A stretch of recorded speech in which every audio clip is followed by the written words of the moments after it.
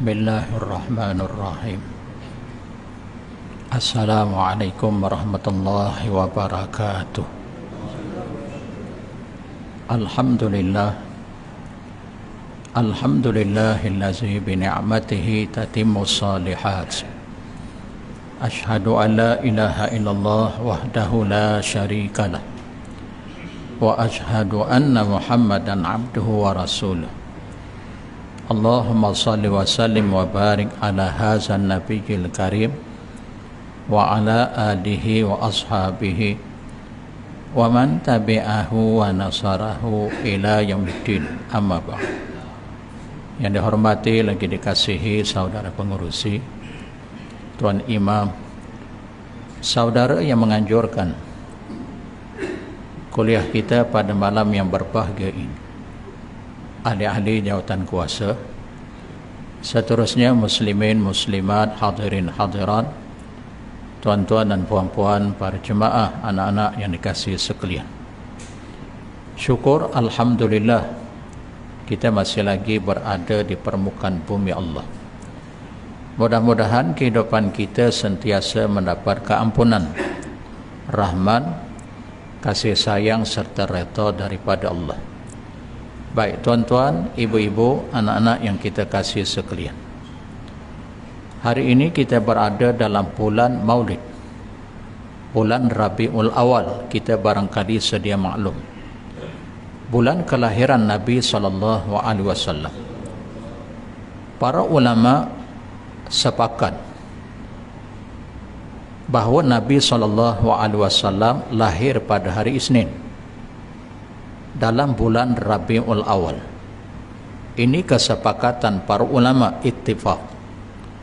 Yang menjadi khilaf, perbalahan, perselisihan di kalangan para ulama sirah menentukan tarikh, ya, sama ada Nabi lahir pada tanggal 9 Rabiul Awal atau 12 Rabiul Awal. Ini yang menjadi perselisihan. Walaupun sedemikian, kita jangan jadikan ini sebagai penyebab untuk kita bertikam lidah, bertegang urat, salah menyalahkan di antara satu sama lain. Termasuk ulama yang kata 9 Rabiul Awal berdasarkan kepada kajian mereka. Ya, contohnya Mahmud Sulaiman Al-Mansur Furi, salah seorang ulama falak. Kemudian diperkuatkan oleh Mahmud Bashar, juga seorang ulama ahli sirah, ulama falak. Dia menghitung, mengira bahawa Nabi lahir pada tanggal 9 Rabiul Awal. Nah, manakala dalam kitab yang lain, sirah Ibnu Hisham, sirah Ibnu Ishaq yang masyhur, yang popular, menyebut Nabi lahir pada tanggal 12 Rabiul Awal mengikut kajian mereka. Nah, bermaksud dalam hal seumpama ini kita jangan jadikan polemik. Ya, jangan jadikan kita tafriq. Kita salah menyalahkan di antara satu sama lain. 9 Rabiul Awal atau 12 Rabiul Awal bersamaan 20 April ataupun 22 April tahun 571 Masihi. Ini kita boleh merujuk dalam kitab Ar-Rahiqul Makhtum, ya, karangan Muhammad Safiur Rahman Al-Mubarak Furi. Baik tuan-tuan, ibu-ibu yang dikasihi sekalian, kita tinggal dulu bab tu. Bila kita lihat di dalam Al-Quran, ya, dalam surah Al-Ahzab juzuk yang ke-22, pada ayat yang ke-45, ayat yang ke-46, Allah berfirman, A'udzu billahi minasyaitonir rajim, ya ayyuhan nabiyyu inna arsalnaka syahidan wa mubasysyiran wa nadhiran wa da'iyan ilallahi biiznih wa sirajan munira. Yang bermaksud, wahai Nabi, sesungguhnya kami utus akan dikau. Pertama, Nabi itu menjadi saksi. Yang kedua, Nabi itu membawa khabar yang mengembirakan. Yang ketiga, membawa khabar yang menakutkan bagi mereka yang engkar kepada seruannya. Yang keempat, Nabi itu sebagai penyeru ke jalan Allah dengan izinnya sebagai pendakwah, pendai, mengajak manusia ke arah agama yang benar, agama yang diterima oleh Allah, kesejahteraan, keselamatan dunia dan akhirat kelak. Nah, yang kelima diumpamakan sebagai pelita yang menerangi, sirajam munira. Baik, bermaksud ayat ni sebagai peranan Nabi. Allah utus Nabi di permukaan buminya ada 5 peranan seperti mana yang telah kita sebutkan dalam ayat tadi.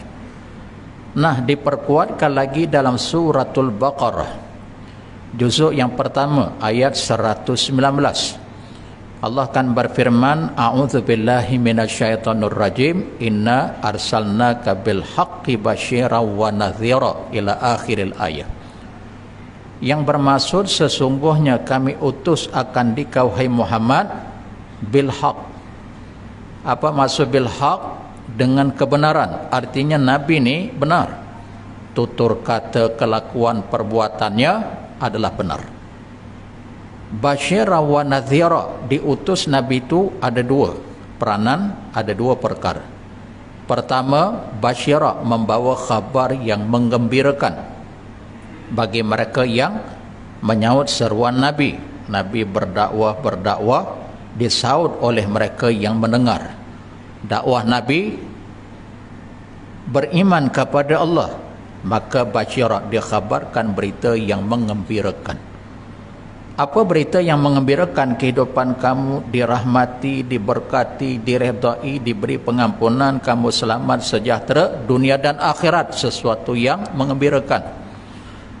Kita kan hidup di atas dunia ni, pasti kita nak senang, selamat, bahagia, sejahtera. Pasti kita nak kebaikan-kebaikan. Kita tidak menghendaki keburukan. Sebaliknya daripada kebaikan, kita tidak menghendaki ianya berlaku. Nah, peranan Nabi basyira, membawa khabar yang mengembirakan, menyahut seruan Nabi, alhamdulillah, selamat dunia akhirat. Ya. Kemudian yang kedua, wa nadhira, Nabi juga membawa khabar yang mendukacitakan bagi mereka yang engkar. Kamu tidak menyahut seruanku, aku mengajak kamu ke arah jalan Allah yang benar, yang kamu akan selamat nanti dunia akhirat. Tiba-tiba seseorang itu enggan, ya, menyahut, enggan menerima. Maka yang rugi manusia tersebut, bukan Nabi. Nabi sekadar menyampaikan, maka Nabi akan mengkhabarkan sesuatu yang akan mendukacitakannya. Maaf, kamu tidak menyahut seruanku, kamu akan rugi, kamu akan binasa, kamu hidup kamu dalam keadaan serba malang, kehidupan dunia, apatah lagi besok di hari akhirat tempat kamu adalah neraka. Itu maksud nazirah, ya. Nah, sebab itu juga bila kita kembali pada ayat tadi, lihat pentafsiran para ulama. Pertama, di antara hikmah, di antara pendalilan, pengajaran yang boleh kita ambil daripada ayat tadi, Allah kan menyeru Nabi Muhammad SAW dengan laqab Nabi. Allah tidak menyeru dalam ayat tu ya Muhammad, tapi dipanggil dengan laqab ya ayyuhan nabiyyu, tak ada sebut nama Muhammad. Walaupun benar ada ayat yang lain disebut nama Muhammad, ada. Cuma dalam ayat ni Allah nak bagi tahu peranan Nabi yang 5 perkara tadi. Allah menyeru, Allah melaqab, Allah menggelar ya ayyuhan nabiyyu, merujuk kepada Muhammad sallallahu alaihi wasallam. Dari sudut ilmu lughawiyah, sudut bahasa Arab, kalimat an-nabiyyu itu adalah seseorang yang membawa khabar, berita daripada langit. Itu dari sudut lughawiyah. Bila sebut ya ayyuhan nabiyyu, atau kita sebut wahai nabi, kalimah nabi ni seseorang yang membawa berita daripada langit. Maksudnya dia bukan sebarangan manusia. Ada persamaan dengan manusia yang lain, tapi ada kelainan dengan manusia yang lain. Persamaan dengan manusia yang lain, makan, minum, bergembira, berduka cita, yang akhirnya kehidupan berakhir dengan kematian. Ini persamaan dengan orang lain, ya. Tetapi kelainan daripada orang lain, dia mendapat berita daripada langit secara khususiah. Itu perkataan Nabi dalam bahasa Arab. Nah, kembali pada ayat tadi, kita boleh merujuk perbahasan ni dalam kitab Abrul Athir, ya, karangan almarhum Al-Ustaz Ahmad Sun Haji Muhammad. Kalimah An-Nabi, berita yang membawa daripada langit. Baik. Kembali pada ayat tadi, wahai Nabi, maksud daripada ayat ni, Allah mengajar kat kita seseorang yang dilakap dengan satu lakap yang baik, maka kita boleh memanggil dengan lakap tersebut. Contohnya imam kita namanya si Ali, namanya si Abdul Rahman, kita boleh panggil. Pasal di masjid di surau ni katalah imam satu namanya Abdul Rahman, imam dua namanya Ali, kita boleh panggil Mam. Wahai Imam Ali, wahai Imam si Abdul Rahman, kita boleh memanggil kalimah imam. Maksudnya kalimah beradab, bersopan, wahai imam. Kalau ada dua-dua imam ni, kita kena mengkhususkan wahai Imam Ali. Nanti kalau sebut ya imam, dua-dua menyaut. Pasal you sebut imam, saya pun imam. Kawan ni kata pun saya pun menyaut, sebab saya pun imam juga. Kan? Cuma bezanya kalau kita sebut wahai Imam Abdul Rahman, dah tentu yang si Ali tadi, imam dua tadi tak menyaut. Ya, wahai Imam Abdul Rahman. Kan? Begitu juga kita boleh melaqab kepada seseorang yang kita hormati, ya, sama macam Allah memberi penghormatan kepada Muhammad sallallahu alaihi wasallam, maka Allah melakap dengan kalimah ya ayyuhan nabiyyu. Ada ketikanya Allah memanggil dengan kalimah rasul. Rasul maksudnya utusan, utusan Allah. Contohnya dalam surah An-Nisa juzuk yang ke-6 ayat 170. Allah akan berfirman, ya ayyuhan nas, wahai sekalian manusia, qad ja'akumur rasulu bil haq, maka sesungguhnya telah didatangkan kepada kamu, hai manusia, seorang rasul. Yang rasul itu bil haq, dengan membawa kebenaran, cakap, perkataan, perbuatan, kelakuannya semuanya benar. Nah, ada ketikanya Allah melakap Nabi Muhammad sallallahu alaihi wasallam dengan kalimah rasul. Rasul ni utusan. Bukan semua di label manusia itu rasul, hanya manusia-manusia tertentu. Ya, kan kita mengaji dalam ilmu tauhid, Nabi ni ada seramai 124,000 orang, walaupun hadis itu masih diperbahaskan oleh ulama ahlul hadis sama ada sahih atau tidak.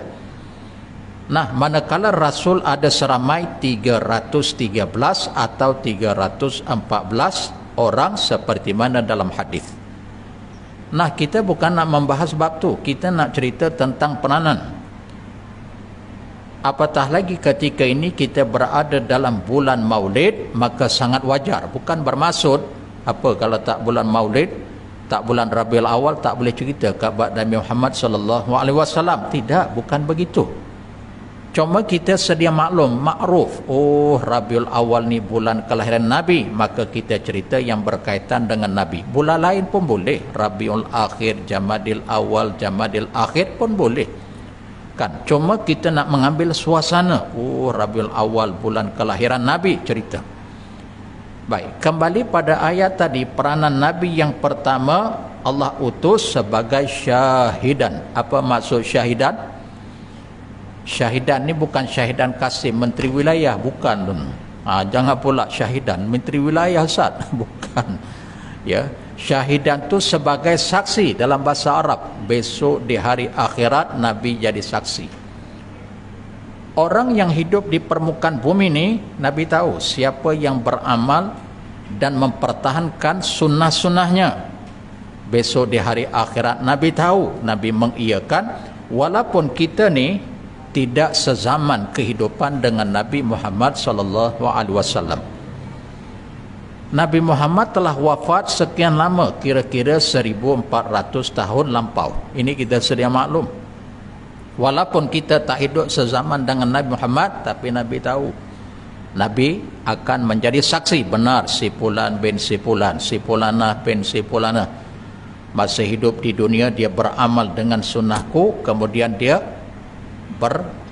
share amalan sunnahku dengan orang lain. Pertama dia beramal, kemudian dia memanjangkan kepada orang lain supaya sama-sama dapat kebaikan dunia dan akhirat. Apa sunnah Nabi? Sunnah Nabi ni terlalu banyak. Sebab itu kalau boleh kita kaji Quran, kita kaji hadis, kita beramal dengan Quran, beramal dengan hadis. Cabang daripada Quran, ilmu tersebut sangat banyak. Begitu juga cabang daripada ilmu hadis sangat banyak. Kan?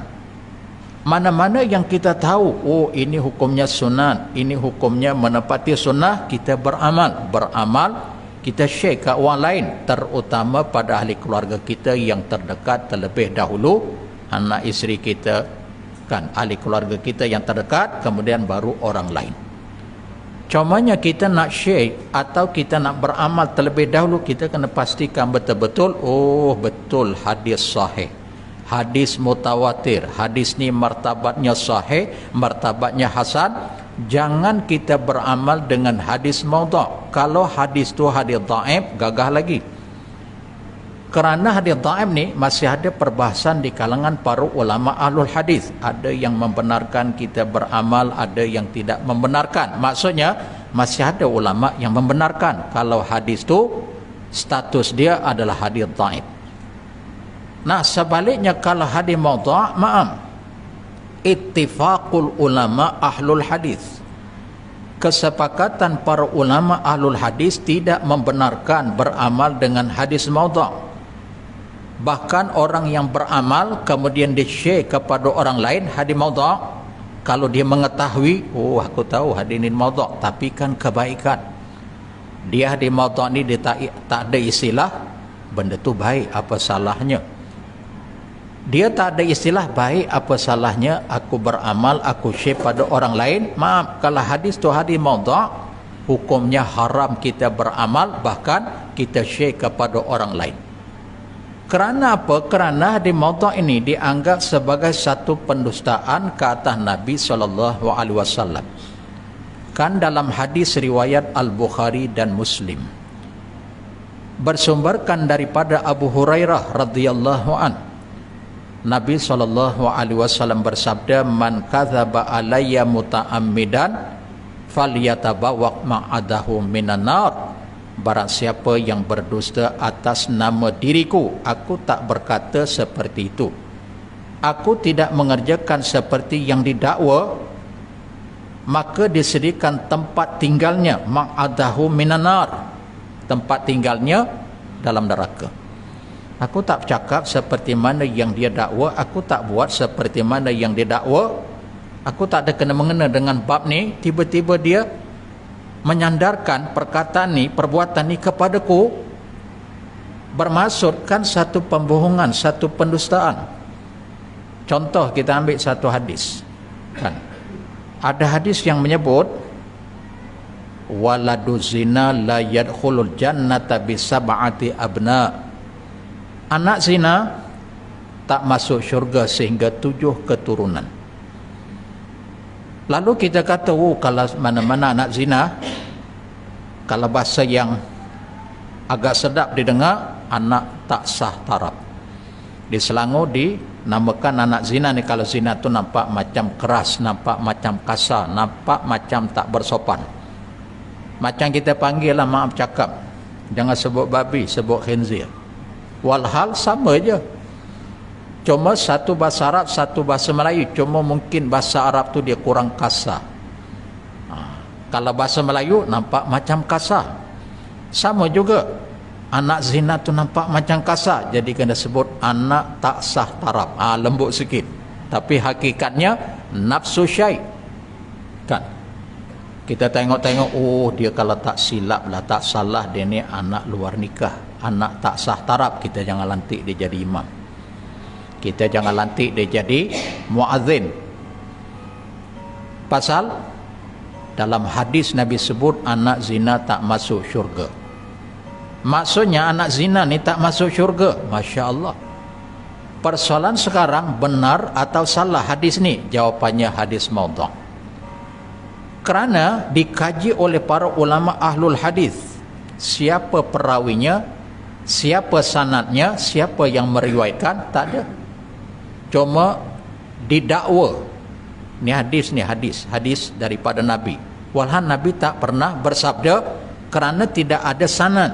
Awal sanad siapa yang meriwayatkan? Para sahabat. Tak disebut. Siapa pula yang meriwayatkan hadis tersebut?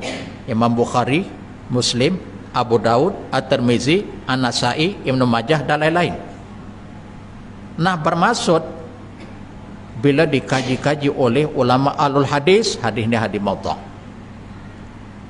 Bermaksud tidak boleh kita beramal, tidak boleh menyebarkan kepada orang lain sebab bertentangan dengan ayat Al-Quran.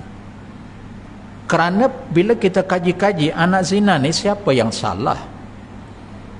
Dia tak salah, dia tak tahu apa yang salah mak ayah dia. Mak ayah dia buat projek, lahir dia, kenapa pula dia tak ada kena-mengena, dia tak masuk syurga sampai 7 keturunan. Bertentangan dengan ayat Quran surah An-Najm, juzuk yang ke-27 ayat 37 atau 38. Allah taziru waziratu wizra ukhra. Allah berfirman yang bermaksud seseorang yang berdosa tidak akan menanggung dosa orang lain. Yang buat jahat mak ayah dia, yang berzina mak ayah dia, tiba-tiba dia pula tak ada kena mengena, tak masuk syurga. Masya Allah. Faham? Kalau di zaman lampau, contoh yang lain, peniaga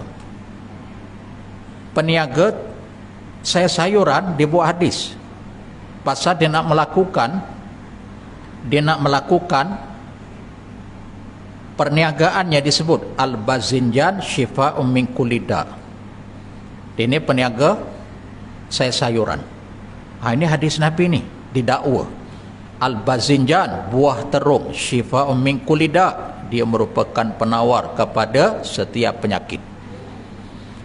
Pasal nak melakukan, kalau tak silap saya ada dengar tadi, penyakit COVID gitu. Bermaksud bazinjan, buah terung.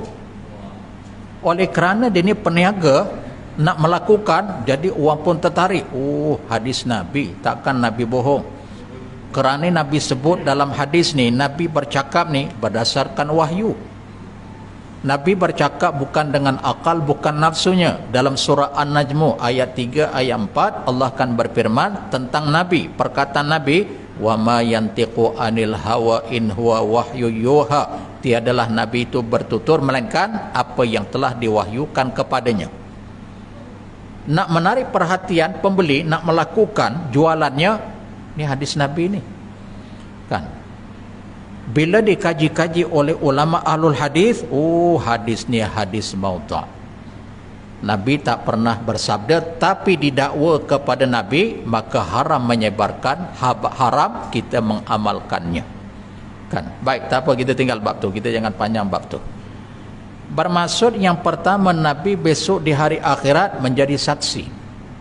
Kan, siapa yang beramal, siapa yang mempertahankan sunnahnya, siapa yang syekh sunnahnya, maksudnya hadis-hadis yang sahih, yang mutawatir. Kan, contohnya, maaf, kita bagi amalan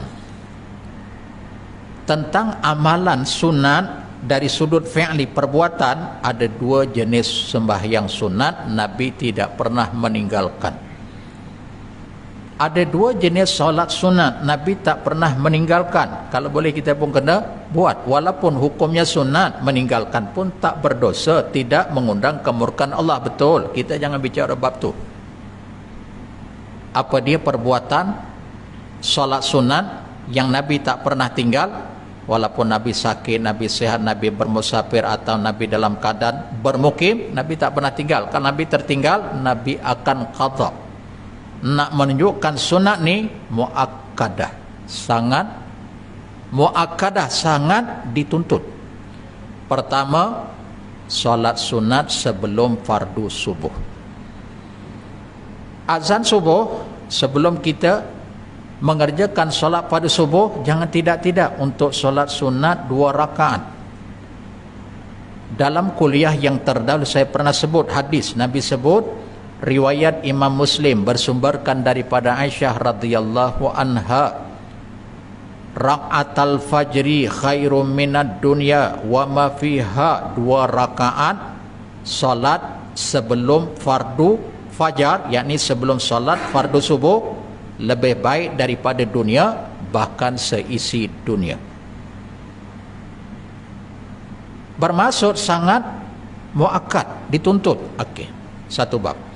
Selesai sembahyang sunat, ada doa yang Nabi ajar.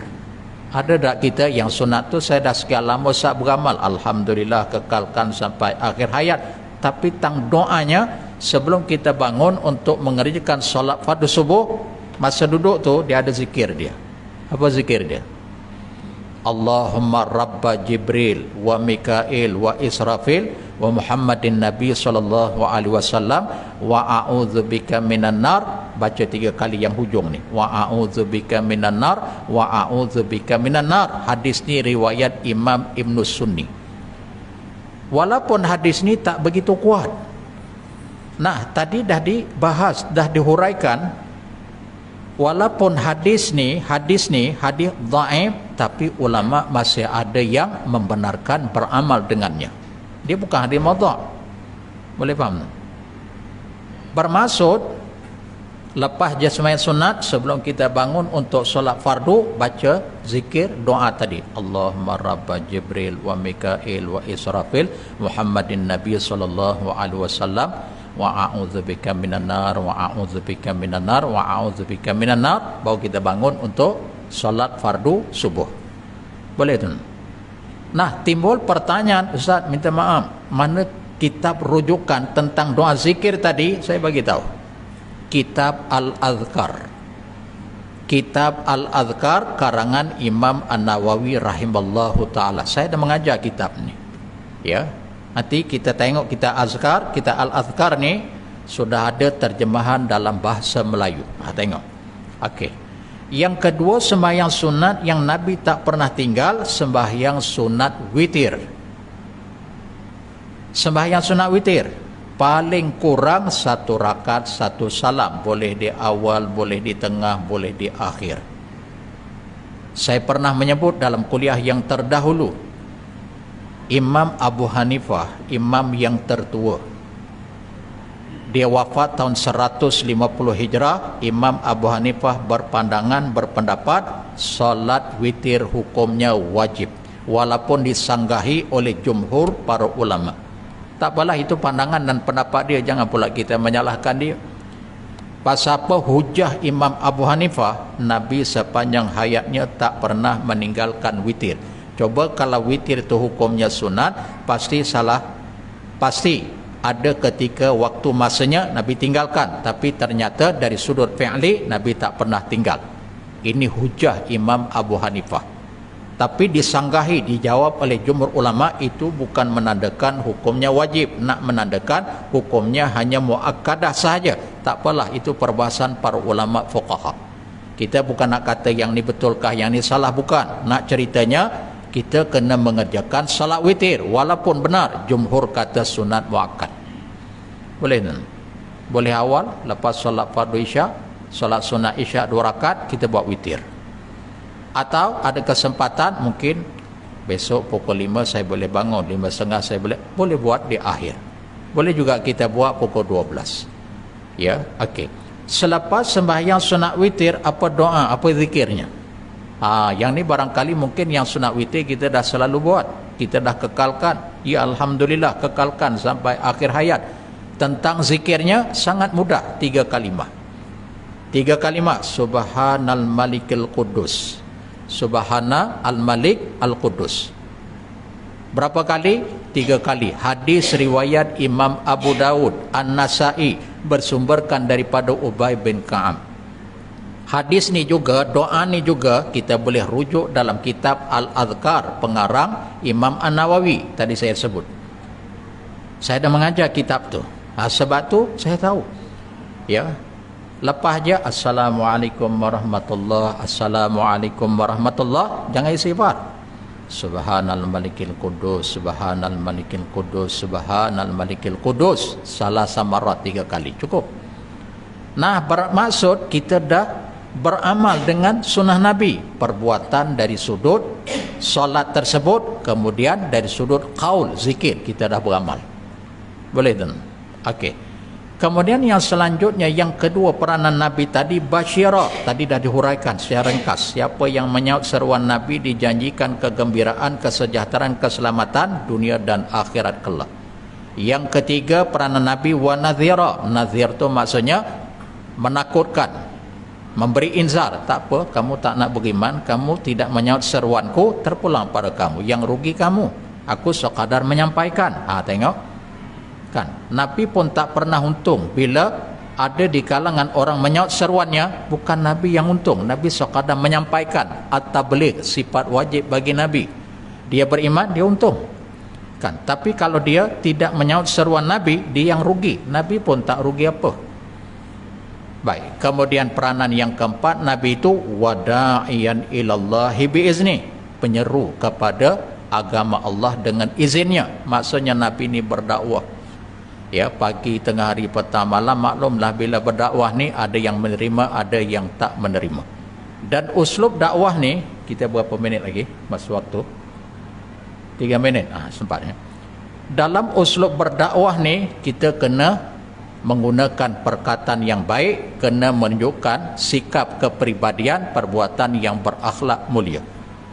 Jangan kasar, jangan kesat, jangan maki hamun, jangan cercaan. Ada di kalangan pendakwah kita, maaf saya tengok, ada 2-3 orang pendai kita, bila dia berdakwah, perkataan dia kasar, kesat, maki hamun. Walhan Nabi tak begitu, ya Allahu Akbar. Yang kedua, ketika dia berdakwah menggunakan isyarat lucah. Ada tuan. Kalau di barat, tuan-tuan tahu dah, ada pendai ini digunakan dengan jari jemari. Kita orang Melayu, budaya kita tak tahu apa maksud simbol dengan jari jemari. Tapi kalau negara barat, Masya Allah, ini isyarat lucah. Ada pendai mungkin pasal marah sangat kot. Walhal Nabi berdakwah tak begitu. Perhatikan dalam surah An-Nahl juzuk yang ke-14 ayat 125. Ud'u ila sabili rabbika bil hikmah wal mau'izatil hasanah wajadilhum billati hiya ahsan. Seru olehmu hai Muhammad ke jalan Tuhanmu pertama dengan cara hikmah. Kasar, kesat, maki hamun bukan hikmah. Yang kedua, wal mau'izatil hasanah, mendatangkan pengajaran yang baik. Perhatikan dalam surah Ali Imran juzuk yang keempat ayat 159, walau kunta fazzan ghalizal qalbi lam faddu min hawlik.